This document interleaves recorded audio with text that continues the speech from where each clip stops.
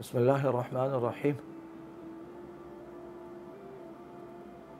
اتنے صدمے اور جانکاہ صدمے جو والدہ محترمہ نے سہے، ان میں سے 6 اکتوبر 2003 میں میرے چچا مولانا اعظم طارق شہید رحمہ اللہ کی شہادت، جو بالکل بچوں کی طرح میری والدہ کو پیارے تھے اور دورہ حدیث شریف کے لیے کراچی تشریف لائے تھے، اور اس کے بعد پھر یہیں کے ہو رہے، اور پھر جب وہ ڈپٹی سیکریٹری جنرل بنے تو پھر وہ یہاں سے جھنگ جانے لگے، اور پھر کچھ عرصے بعد سیکریٹری جنرل بنے تو مستقل طور پر جھنگ تشریف لے گئے۔ پھر اس کے بعد 2005 میں 17 جولائی کو والد محترم پر پہلا حملہ ہوا، جس میں والد گرامی قدر زخمی ہوئے اور میرے جوان سال بھائی مولانا عبداللہ مدنی شہید ہو گئے۔ اس موقع پر والدہ کا صبر و تحمل قابل دید تھا، اور پھر والد صاحب پر ایک اور حملہ ہوا، اللہ تعالیٰ نے ان کی حفاظت فرمائی، معمولی زخمی ہوئے۔ اور پھر 2011 5 مارچ 2011 والد صاحب پر حملہ ہوا تو اس میں والد صاحب بھی شہید ہو گئے، اور میرے جوان سال بھائی مولانا ابو بکر مدنی وہ بھی شہید ہو گئے، اور 2 لاشیں اکٹھی گھر آئیں۔ اس موقع پر جو والدہ محترمہ کا صبر تھا، ظہر کی نماز میں نماز جنازہ تھی،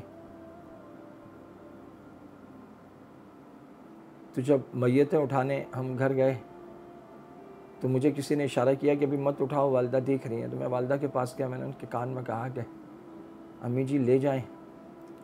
تو والدہ نے ایک نظر والد صاحب کی طرف دیکھا، اور پھر ابو بکر کے چہرے پر ایسے ایک ہاتھ پھیرا اور مجھے کہا کہ اللہ کی امانت اللہ کے حوالے، لے جاؤ۔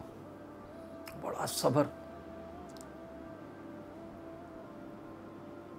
اور پھر طویل بیماریاں، اور جب بھی کہیں کسی عالم دین کی شہادت ہوتی میں انہیں بتاتا، اور اب حالیہ جب سے فلسطین کا قضیہ شروع ہوا اور پے در پہ وہاں شہادتیں، تو وہ مجھ سے پوچھتی رہتی کہ فلسطین کے کیا حالات ہیں۔ میں ان کو بتاتا، کہتی کہ میں بہت دعا کر رہی ہوں اللہ تعالیٰ ان ظالموں کو نیست و نابود کرے، اور اللہ تعالیٰ اہل حق کو، مجاہدین کو فتح عطا فرمائے۔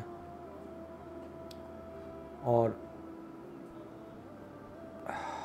بالکل آخری دن وہ اشراق کے لیے بے چین ہو کر اٹھ رہی تھی، جب وہ گری ہیں اور سر پر چوٹ لگی ہے، جس کے بعد وہ بے ہوش ہوئیں اور پھر ہوش میں نہیں آئیں۔ اس سے پہلے تک ماشاءاللہ ساری نمازیں، باوجود اس کے کہ 1.5 سال سے وہ بہت علیل تھیں، ساری نمازیں ان کی مکمل تھی۔ فجر کے لیے جب اٹھتی تھی تو اشراق کے بعد تک اپنے تمام معمولات، ذکر اذکار پورا کر، 500 دانوں کی تسبیح تھی، اور ماشاءاللہ ہر وقت تسبیح چلتی رہتی تھی۔